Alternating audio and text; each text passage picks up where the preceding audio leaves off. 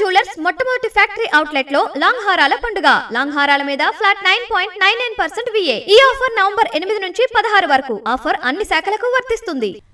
Bihar assembly ఎన్నికల ఫలితాలు మరి కాసేపట్లో వెలువడనున్నాయి. ఇందుకోసం కేంద్ర ఎన్నికల సంఘం విస్తృత ఏర్పాట్లు చేసింది. లెక్కింపు కేంద్రాల వద్ద 2 అంచెల భద్రతతో పాటు పరిసరాల్లో సీసీటీవీలను అమర్చింది. స్ట్రాంగ్ రూమ్లోనే కంట్రోల్ రూమ్లను ఏర్పాటు చేసిన ఈసీ ఓట్ల లెక్కింపు ప్రక్రియ మొత్తాన్ని రికార్డు చేయనున్నట్లు తెలిపింది.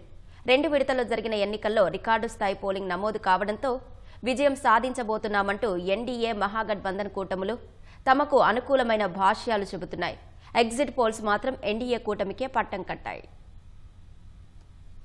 బీహార్ అసెంబ్లీ ఎన్నికల సంగ్రామంలో విజేతలెవరో మరి కాసేపట్లో తేలనుంది. ఎన్డీఏ మహాగఠబంధన్ కూటముల్లో ఓటర్లు ఎవరికి అధికారం కట్టబెట్టారో ఈ ఫలితాలతో వెల్లడి కానుంది. ఈ ఉదయం 8 గంటల నుంచి ఓట్ల లెక్కింపు ప్రారంభం కానుందని ఈసీ తెలిపింది. ఇందుకోసం 38 జిల్లాల్లో 46 కౌంటింగ్ కేంద్రాలను ఏర్పాటు చేసినట్లు వెల్లడించింది. ప్రతి ఓట్ల లెక్కింపు కేంద్రం వద్ద 2 అంచెల భద్రతా వ్యవస్థ ఉంటుందని పేర్కొంది. కౌంటింగ్ కేంద్రం లోపల కేంద్ర సాయుధ బలగాల పహారా ఉంటుందని వివరించింది. బయట బీహార్ పోలీసులు భద్రతను పర్యవేక్షిస్తారని తెలిపింది. సెంట్రల్ అబ్జర్వర్స్ తో పాటు అభ్యర్థులకు చెందిన ఏజెంట్ల పర్యవేక్షణలో ఓట్ల లెక్కింపు జరుగుతుందని ఈసీ తెలిపింది. జిల్లా ఎన్నికల అధికారితో పాటు రిటర్నింగ్ అధికారులు క్రమం తప్పకుండా స్ట్రాంగ్ రూమ్లను సందర్శించాలని ఈసీ ఆదేశించింది. ఓట్ల లెక్కింపు ప్రక్రియను పర్యవేక్షించేందుకు స్ట్రాంగ్ రూమ్స్ లోనే కంట్రోల్ రూమ్లను ఈసీ ఏర్పాటు చేసింది. తొలుత పోస్టల్ బ్యాలెట్ లోని ఓట్లను లెక్కించనున్నారు.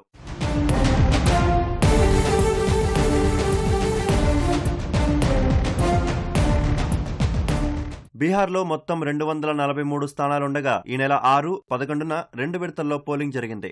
ఈసారి రికార్డు స్థాయిలో 67.13% పోలింగ్ నమోదైంది. 1951 తర్వాత బీహార్లో ఇదే అత్యధిక పోలింగ్ అని ఈసీ తెలిపింది. మహిళా ఓటర్లలో 71.78%, పురుషుల్లో 62.98% మంది ఓటు వేశారని వెల్లడించింది. రికార్డు స్థాయి పోలింగ్ జరగడంతో ప్రజల తీర్పు తమకే అనుకూలమంటూ అధికార ఎన్డీఏ, విపక్ష మహాగఠబంధన్ రెండూ భావిస్తున్నాయి. విజయం సాధించబోతున్న అంటూ తమకు అనుకూలమైన భాష్యాలు చెబుతున్నాయి. ముఖ్యమంత్రి నితీష్ కుమార్ నేతృత్వంలోని ప్రభుత్వం సుపరిపాలనను అందించినందువల్లే ప్రజలు పెద్ద ఎత్తున పోలింగ్ కేంద్రాలకు తరలివచ్చి మద్దతు తెలిపారని ఎన్డీఏ కూటమి నేతలు చెబుతున్నారు. ఓటర్లు మార్పు కోరుకున్నారు అనటానికి భారీ పోలింగే నిదర్శనమని ఆర్జేడీ నేతలు అంటున్నారు. అయితే ఎగ్జిట్ పోల్స్ మాత్రం ఎన్డీఏ కూటమికే పట్టం కట్టాయి.